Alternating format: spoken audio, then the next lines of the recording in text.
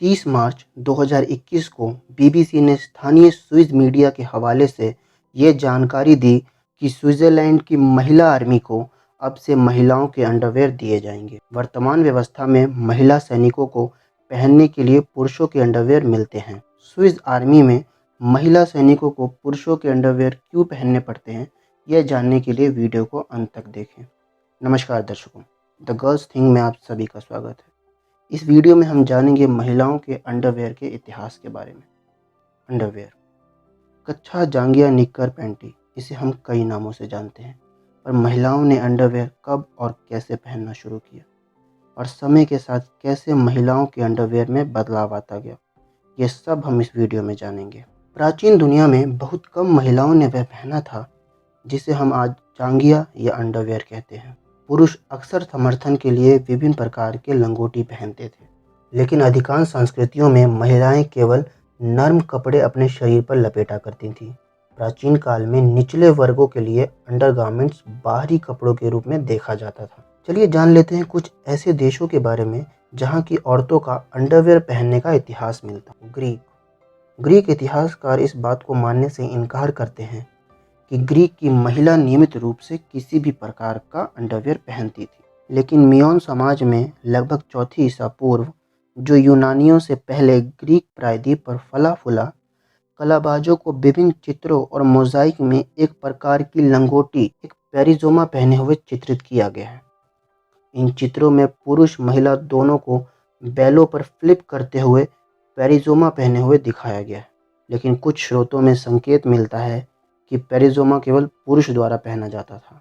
Egypt, गर्मी के कारण इजिप्ट की महिलाएं शायद ही कभी अंडरवेयर पहनती थीं। इजिप्ट की महिलाएं आमतौर पर कलासिरित पहनती थीं। कलासिरित लिनन के कपड़े का बना होता था, जिसे अंडरवेयर के रूप में, बाहरी कपड़ों के रूप में पहना जा सकता था। रोमन महिलाओं ने अपने अंगरखा और टोगास के नीचे सुब्लिगाकुलम पहना था। यह एक लंगोटी थी जो आमतौर पर लिनन से बनती थी। इसे चित्र में दिखाए अनुसार लपेटा जाता था। सुब्लिगाकुलम को दासों या अंगूर के व्यापारियों द्वारा पहना जाता था, तो इन्हीं वस्त्रों को लिमूस कहा जाता था। अमेरिका, एजेक्ट साम्राज्य में महिलाओं और पुरुषों ने चमड़े, छाल के रेशों और अन्य सामग्रियों की लंगोटी पहनी थी। यूरोप, 1300 से 1700 ईस्वी में यूरोप की महिलाओं ने लॉन्ग स्कर्ट पहनना शुरू किया। महिलाओं ने अपने फिगर को बढ़ाने के लिए कॉर्सेट जैसे आउटरवेयर पहने थे। स्कर्ट के साथ विस्तृत कूल्हों पर जोर दिया गया। इस विशिष्ट आकार को प्राप्त करने के लिए लेस वाले कॉर्सेट और चोली पहने जाते थे। स्कर्ट को फुलर बनाने के तरीकों के रूप में पेटीकोट का प्रयोग किया जाता था। यूरोप की धनवान महिलाओं ने अपने ड्रेस के नीचे तार या वेलबोन का एक फ्रेम बनाना शुरू किया, जिसे फार्थिगेल कहा जाता था। फार्थिगेल में एक महिला की कमर को सिकुड़कर और स्कर्ट को चौड़ा करके अत्यधिक अतिरंजित कूल्हों का निर्माण करके महिला के रूप को आकार दिया जाता था। आप इस फोटो में क्वीन एलिजाबेथ को फार्थिगेल पहने देख सकते हैं। अमेलिया व्लूमर, जो एक वकील थीं, 1849 में महिला के लिए ढीले पतलून की वकालत की, जिन्हें व्लूमर कहा जाता था। बाद में सभी महिला के अंडरवेयर को कभी कभी व्लूमर कहा जाता था। 1850 के दशक में क्रिनोलिन की शुरुआत के बाद महिलाओं ने पतलून जैसे अंडरगारमेंट पहने, जो घुटने के नीचे तक फैले हुए होते थे। इन्हें दराज कहा जाता था। दराज या निक्कर ढीले ढाले पतलून थे जो घुटने तक इकट्ठे होते थे। 1860 के दशक में महिलाओं ने रंगीन दराज पहनना शुरू किया। 1881 में ब्रिटेन में महिलाओं के अंडरवेयर को निक्कर कहा जाता था। 1900 के दशक में भी कॉर्सेट अभी भी एक महिला की अलमारी का अनिवार्य हिस्सा था। 1900 में ब्रिटेन की गरीब महिलाओं ने आटे की थैलियों से निक्कर बनाए थे और अमेरिका की महिलाओं ने भी ऐसा किया था। 1908 में अमेरिका में महिलाओं के अंडरवेयर को पैंटी कहा जाता था। पैंटी शब्द ब्रिटेन में नहीं बोला जाता था। विश्व युद्ध एक के बाद कॉर्सेट की पॉपुलैरिटी में कमी आई और फैशनेबल महिलाओं ने कॉर्सेट के बजाय सिलहूट को पहनना शुरू कर दिया। 1920 में महिलाओं के मताधिकार की प्रगति के साथ कई युवा महिलाओं ने स्वतंत्रता की एक नई भावना को अपनाया और एक उभयलिंगी सिलहूट का निर्माण किया। पेज बॉय लुक के बाल और बचकाने कूल्हों के साथ चपटे ब्रेस्ट का प्रचलन चल पड़ा। 1940 के आते आते अंडरवियर छोटे होते गए और महिलाओं ने ब्रीफ यानी कच्छा पहनना शुरू कर दिया।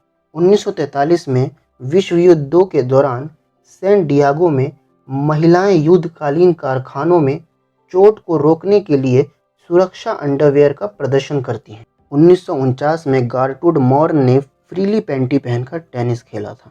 1950 में लोकप्रिय बिगनी ब्रीफ पेश किया गया। पिन अप गर्ल ने बिगनी ब्रीफ में महिलाओं के फोटो को प्रदर्शित किया। इन मॉडलों ने नई अंडरवियर ट्रेंड को दिखाया और सुडोल महिला फिगर को अपनाया। 1959 में एलन गेट ने पैंटीहोस पेश किया, जिन्हें ब्रिटेन में टाइट कहा जाता था। 1970 में विक्टोरिया सीक्रेट को महिलाओं के प्रीमियम अंडरवेयर के रूप में दुनिया के सामने पेश किया गया। रूडी गार्डन रीच ने 1974 में पहले थॉन्ग बॉडी सूट का आविष्कार किया। 1975 में हेलमुट लैंग ने मॉडल लिसा टेलर और जेरी हॉल की थॉन्ग बॉडी सूट में फोटोशूट करवाया। 1980 के दशक तक अंडरवेयर बाहरी वस्त्र बन गया था और चेयर जैसे सितारों ने जी स्ट्रिंग बॉडी सूट पहनकर परफॉर्म किया था। 1982 में जेन फोंडा ने हाई कट पैंटी पहनकर अपना वर्कआउट वीडियो जेन फोंडाज वर्कआउट रिलीज़ किया, जो अब तक का सबसे अधिक बिकने वाला VHS है। 1990 में कैल्विन क्लेन जैसे ब्रांड ने वेस्ट बैंड वाले अंडरवेयर डिस्प्ले किए, जो स्टेटस सिंबल बन चुके थे। इसी समय थॉन्ग बहुत पॉपुलर हो चुके थे। 2016 में थॉन्ग की बिक्री में कमी आई और ब्रीफ की बिक्री बढ़ी। दर्शकों, ये था महिलाओं के अंडरवेयर का इतिहास। अब हम ये जान लेते हैं कि क्यों स्विस आर्मी की महिलाओं को पुरुषों के अंडरवेयर पहनने पड़ते हैं। दर्शकों, स्विस आर्मी की यूनिफॉर्म 1980 में पहली बार पेश किया गया था और 1980 में स्विस आर्मी में पुरुष ही हुआ करते थे। तब से लेकर अब तक स्विस आर्मी की यूनिफॉर्म में अधिक बदलाव नहीं किया गया है। यही वजह है कि महिला सैनिकों को पुरुष के अंडरवेयर पहनने पड़ते थे, पर अब ऐसा नहीं होगा। स्विस आर्मी ने महिला सैनिकों के लिए वुमेन्स अंडरवेयर देने का बोला है। यह इसलिए किया गया है ताकि स्विस आर्मी में महिलाओं के भर्ती को बढ़ावा मिले। दर्शकों, महिलाओं का सम्मान करें। नमस्कार।